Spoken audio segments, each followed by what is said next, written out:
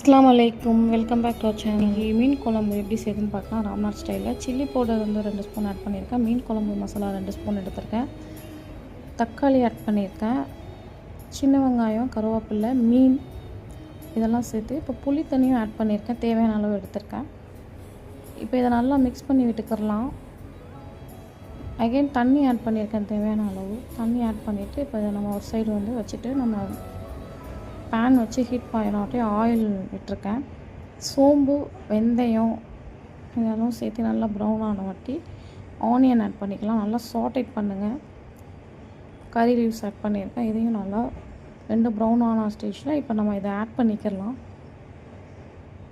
நல்லா லிட் வச்சு இப்போ கவர் பண்ணி 10 to 15 மினிட்ஸ் நல்லா கொதித்து வரட்டும். அப்புறம் வந்து நம்ம ஓப்பன் பண்ணி பார்க்கலாம். பாருங்கள், நல்லா கொதிச்சு வந்துடுச்சு. மீனும் நல்லா குக் ஆகிடுச்சு. ரெசிபி பிடிச்சிருந்தா கண்டிப்பாக ட்ரை பண்ணி பாருங்கள். வீடியோ பிடிச்சிருந்தா லைக் பண்ணுங்கள், சப்ஸ்கிரைப்